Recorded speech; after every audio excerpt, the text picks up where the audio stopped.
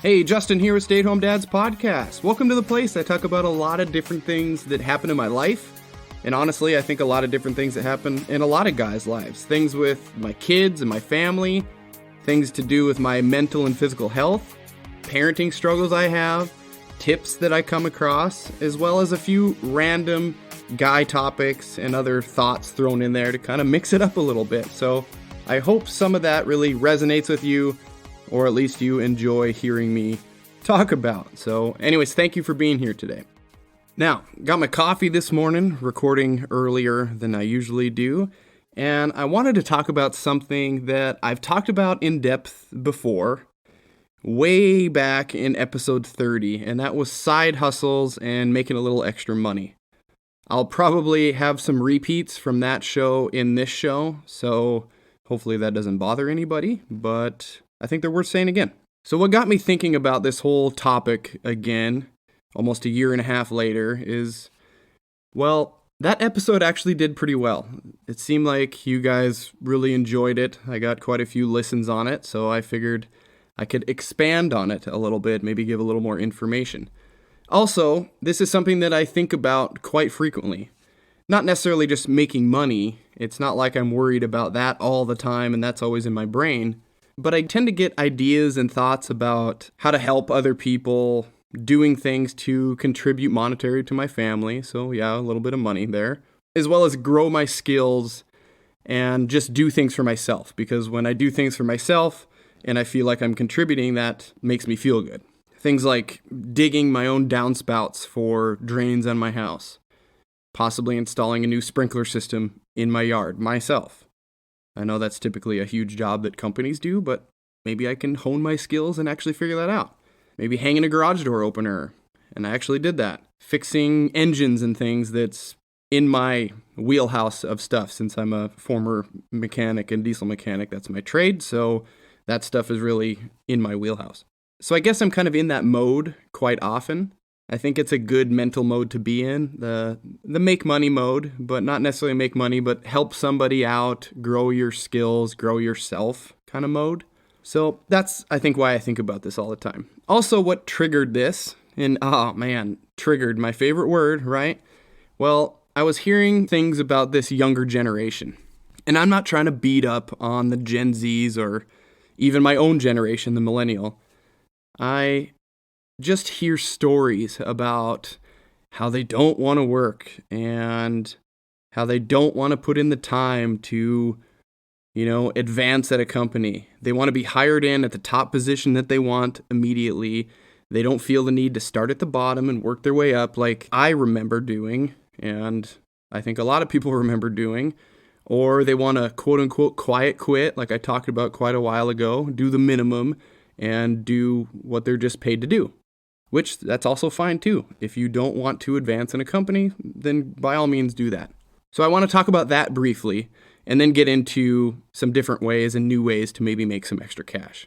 And if you're a work with your hands type of guy like myself, then great. I can find and I can talk about and explain those things a little easier than the creative route or that white collar type of work. But don't worry, I think I've got a few things to throw in at the end of the show, kind of cover those bases as well. Fun show. I'm just trying to have a, fun show. I'll probably complain a little bit, but we'll see how it goes. All right, so first off, what I have noticed in my experience anyways, my personal experience in working with people, as well as knowing some of these people personally, and it tends to be the younger ones, and I'm not saying it's just them. Like I said, I'm not picking on anyone, but some of them just expect the world when they start a job, or they want to be that top dog, that top position right away when they start. They're almost upset when they aren't there immediately. Does that make sense? And I don't know if that's just young ambition, which, maybe they're young and naive and that's how they think it works. But a lot of times I almost see an anger or a resentment toward others that are higher up. And the newbie complains that this job isn't what they thought, or they aren't moving up fast enough, or why does that guy get to do that and I'm over here doing this? And it's like, well, homie over there put in his time. Homie over there has been here a long time and he's doing what he needs to do to advance, right? And it's like, well, sorry, dude, You just took a job sweeping floors. And that's great that you want to manage a shop or manage employees and move up, but that's not going to happen overnight. This is where you start. And I think I've had this conversation with some people before, and they almost don't want to hear it. I just say, do the best job you can, do the best job in your role. And then you watch and you listen and you learn from the people around you. Same thing that I did when I started in the mechanic field. I don't have any special training. I just worked with other people and I watched and I listened and I learned. You can't just quiet quit, as they like to say. And I did do a show on that. I already mentioned that. I did it quite a few months ago. But you can't do that and expect to not only grow your role, but grow yourself as a person, if that makes sense. So if you just do the minimum, you're not going to grow your role. You're not going to grow yourself. You're not going to expand your opportunities. And I can't remember what I talked about in that show, so if I contradict myself today from what I said back then so be it. I guess my thoughts change or can change. But I think that growing yourself part is a really important aspect, especially as a young person. Soak up the knowledge of others' experience. Humble yourself a little bit and just, like I said, just do the best job that you can in whatever role you have. Hire on to change oil in a shop. And granted, I'm talking a lot of shop talk because that's been a lot of my experience in the past 15 or so years. But you hire on to change oil at a shop or roll tires around. Do that at the best of your ability and do the best and cleanest job that you can. Take pride in that entry-level job. That's a low-level job in automotive. Being in the atmosphere you want to be in and being proud that you're there and that you're learning. And I'm not saying just go in and kiss everyone's ass and, think every ground that they walk on is holy. You don't have to do that, but don't act like you don't give a shit either. I see a lot of that, or I saw a lot of that back when I worked, is chip on the shoulder, these people walking around like they just don't care, like they don't need the job, or they're upset that they're not advancing. That can be just the worst attribute in a coworker. Complaining and moping and bitching about everything. It's just, that brings your coworkers down, that brings the morale down, and it just isn't good. And like I said, changing oil as a mechanic in a shop and moving trucks around or whatever is usually the lowest job, right ahead of the floor sweeper. But if you show ambition and do good work and just be pleasant, you will move up. Believe me, I was there. I used to change oil for a living. It was on heavy equipment and it sucked big time. I was out in the mud, out in the field, getting dirty and filthy every single day, but I slowly moved up to different jobs, to cleaner jobs, so it pays to put in the time. And this goes with any job. You're going to have to wipe some asses at some point as a nurse's aide before you become a nurse. You're going to have to change a bedpan. You're going to have to do the most basic thing and work your way up. That's just the way it goes. So real quick, why do young people have this perspective? Well, I actually came across a podcast clip of this guy named Ryan. I can't remember the show, but I'll link it in the description if you want to check it out. And he had a pretty interesting take. Let me play you that clip. For the most part, we all have similar opportunities, right? Some people have a leg up, some people have a leg down, but in the grand scheme of the world, you might have to work a little harder than the guy next to you, but nobody's going to be like, no, your hair is brown, you cannot be a billionaire, right? Like we've seen billionaires of every creed, race, color, whatever, right? Yeah. They exist. But I think we're telling too many people you can be a CEO, you can be a billionaire, you can be a millionaire, whatever it may be. Not everybody's going to be that, right? You still need a waitress. You still need a guy to work at the car wash. You still need a guy to work at the convenience store. We're still going to need that. Most of us started at a low-level job, right? I was spraying off golf carts at a golf course, waiting for guys that apparently needed 3 more holes after it got dark. I just wanted to go home. Yeah. You start there. Yeah. And that's okay. We're always going to need somebody to go there, though. So if you got these kids that are watching this guy online telling you, nah, screw everybody, start buying crypto, crowdfund this, you're going to be a print-on-demand drop shipper and all this stuff, that kid's never going to want to start at that entry-level job. And we're going to start, that's why we have a lot of people not working, is because they think, no, I'm going to be CEO next week. Yeah, I kind of agree with him. We do need people to fill those entry-level jobs. That's what they are, entry-level. In my opinion, they are temporary. We transition out of them as we learn and grow and advance our careers. And I do agree, the info that people get from the internet make it seem like, oh, you just do this easy thing and make a bunch of money. And it's just not that way. Buy someone's program, buy someone's course. This could be you. Learn how to do Amazon affiliate, blah, blah, blah. Which, yes, I do Amazon affiliate stuff with my other YouTube channel, and it makes me like $4 a month or something. Not even that much. It's ridiculous. So, yes, if you get it on a huge scale, but a lot of people aren't going to get that on a huge scale. It's just, I don't think it's going to happen.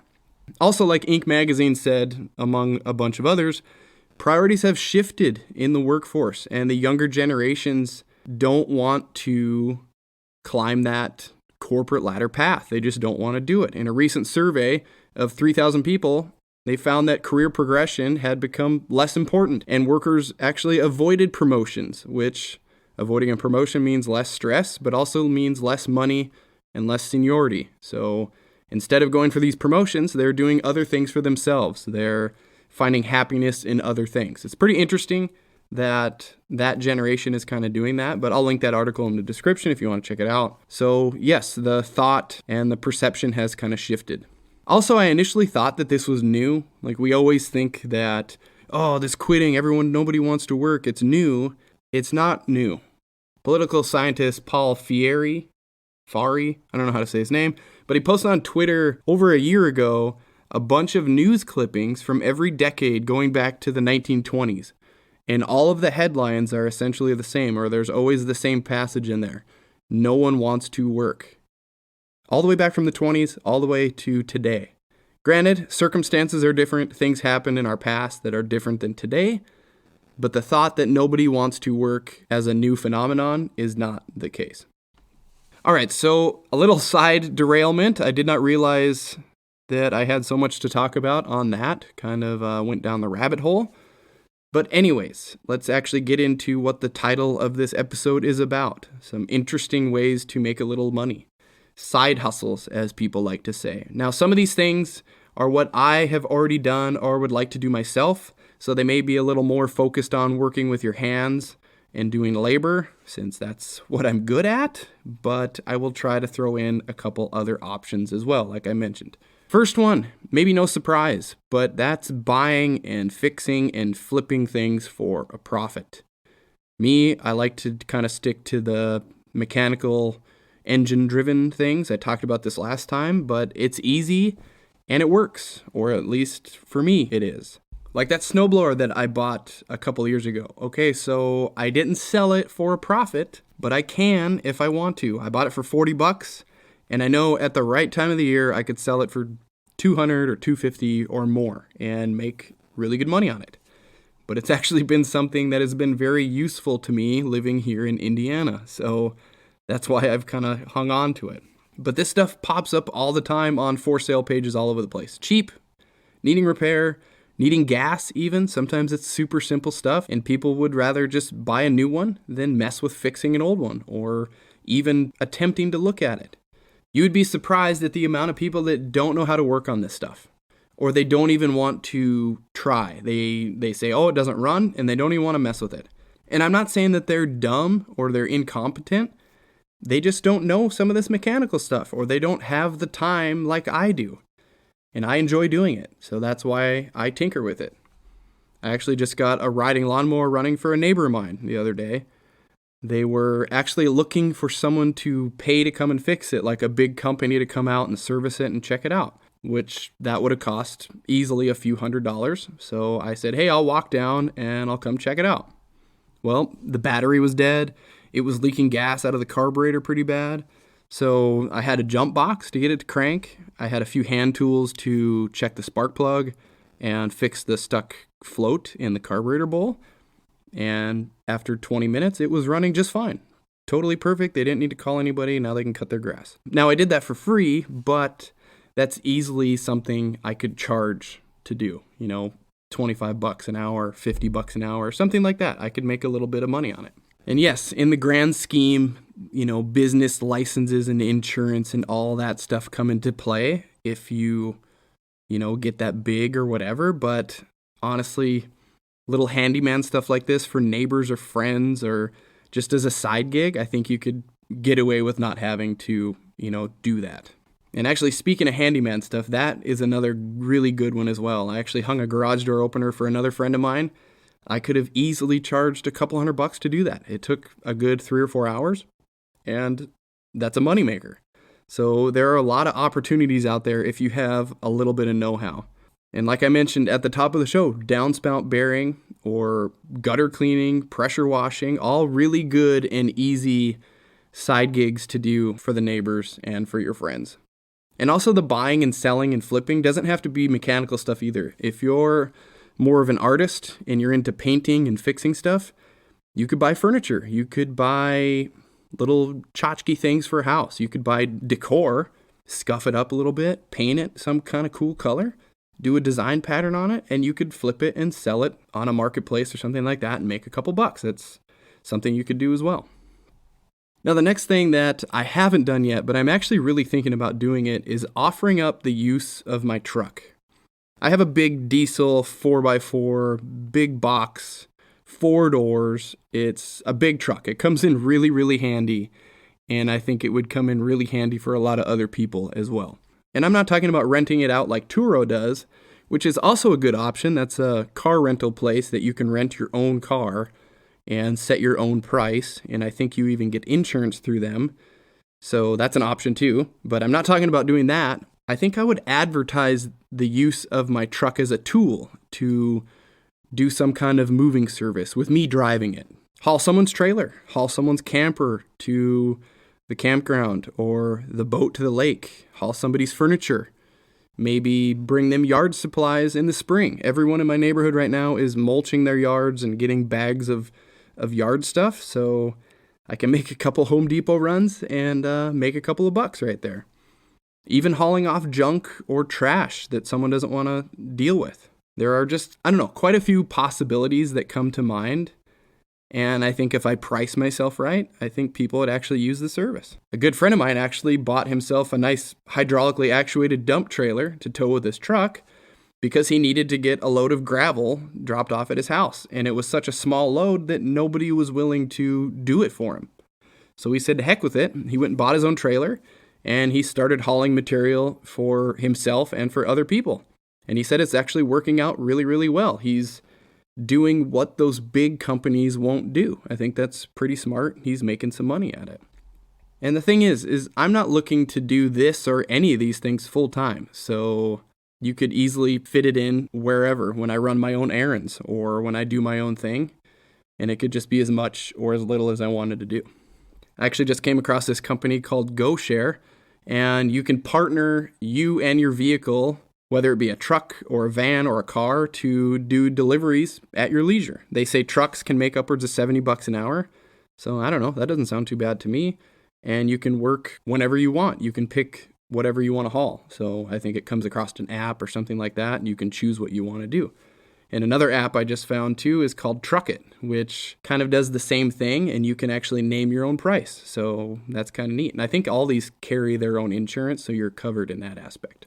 And for the record, I've never used any of these companies or apps or anything, so I have no idea how well they actually work. It could be like Uber, and I don't know, have you seen some of those people driving for Uber anymore? It seems like they freaking hate what they do. So Uber used to be cool, and now it seems like a drag. All right, the next one I got is doing some of those things that most people don't want to do. And I know I am going to just list a bunch of shit jobs that people hate. But hey, if you need some extra money and you've got the time, then what's the problem, right? If you're willing to work, then what's the problem? I already mentioned pressure washing, but I really think that is a good one to get into, especially if you already have a pressure washer that you use for your own stuff around your house. Put it to work for you. Wash people's driveways, sidewalks, pressure wash their decks or even their houses, or you could even wash some cars or whatever. Many people need and want those things done, yet they don't have the equipment to do it. So it could be a real easy way to make some cash with stuff you already own. I mean, you got some gas for your pressure washer, you hook it up to their hose, if that's cool, and you go to town. I don't see a problem there. Same goes for like cleaning windows or even house cleaning if you really want to they kind of sound like a job. They're not really a side gig. It's like, but I mean, you could do it on the side and it could turn into a job. Who knows? And you could hire some high school kids to do it for you. I don't know. I'm thinking outside the box here. I'm just trying to come up with a lot of things. I hate cleaning windows though, and I know you probably hate cleaning windows, So I really think that there is some money to be made there in that stuff. People don't want to do it, so they're going to pay others to do it. I actually saw this kid on YouTube, and he was going door to door, and he was selling window cleaning jobs, selling his service.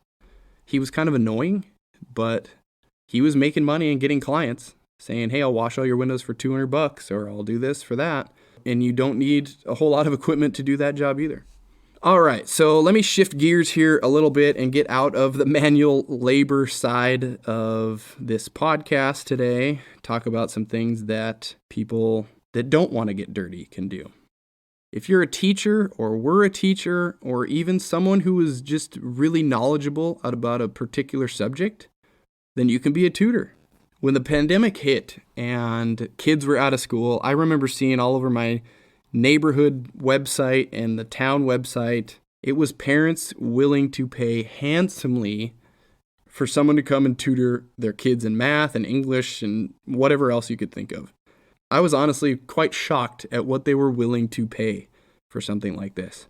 And even like picking up and dropping off from summer camps or other activities, if you're willing to do that, that gets a little different and you actually have to deal with kids and all that. It didn't really sound good, but you know what I mean. So you can also do that.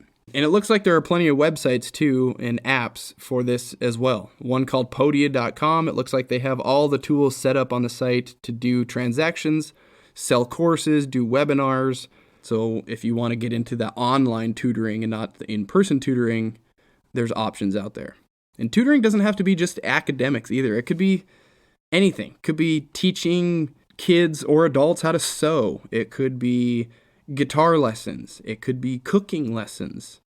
If you're passionate about a certain subject and people are interested in it and you know how to teach it or you think you could teach it, I think you could make money doing that, especially online at your leisure. All right, the next one is taking online surveys or taking part in research groups. Now, I haven't done this, which I haven't done a lot of these, but right when I moved to Indiana, I came across a site. It was called Hair and Research or something like that. And they did market research, or they do market research, and they do opinions and all that stuff, and they would actually pay you for sharing your opinion on products and different services. Sit in focus group, take surveys, or even try products and get paid. Granted, I don't know how much they pay because, again, I never went through with the process. Like a lot of these things, I haven't done them, but they do interest me. So just take a look in your area, wherever you live, and I imagine there's going to be a similar one that you could probably try.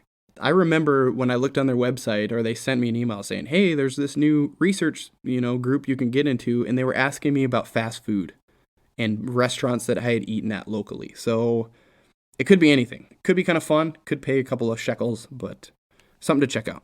Also, you can do this online as well. I've seen some apps like Eureka, Zap, or Google Opinion Rewards, and you can sign up on there and take surveys and things and make a few bucks. And yes, it could be just a few dollars because I don't think this is something you're going to get rich off of, but if you have a couple hours to kill, maybe you could make enough money to buy a $5 footlong. So I don't know, just throwing some ideas out there. All right, last one I'm going to mention, and again, haven't done this one either, but doing freelance stuff. Now, what is freelance stuff? Well, if you have skills like writing or graphic design or social media management, and you have some free time, you can offer your services on platforms like Upwork or Fiverr and make a little bit of money.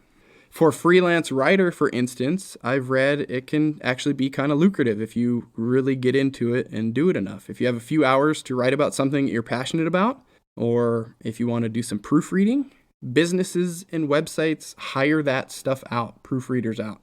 So you can check documents for them, you can read their articles, and if you love to read and can catch little mistakes, then you can easily make some money at it. I think the freelance writer one, they said it's good to have a blog or something like that, so then people can sample your writing, and then you can start writing articles for other people, and they actually pay you on a word count. So maybe 10 cents a word or 15 cents a word or something like that. So it could turn into a decent amount of money depending on how many words you write.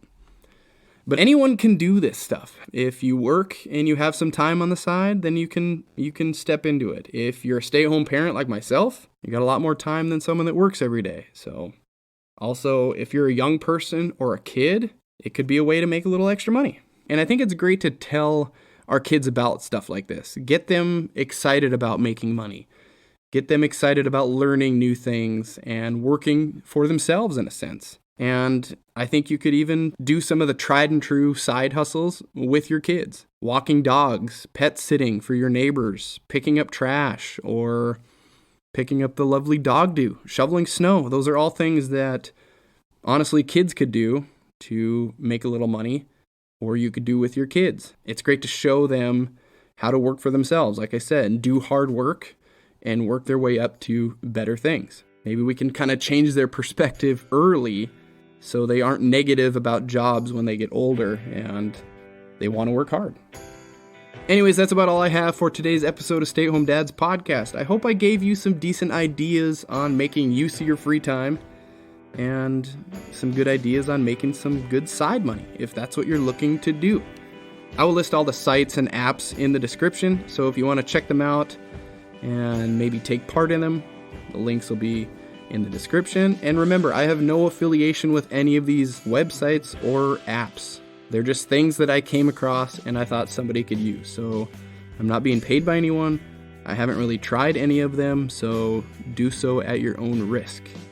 Also, if you have any questions or comments for me about today's show, please reach out to me on podbean.com or over on my Instagram account at stayathomdads_podcast.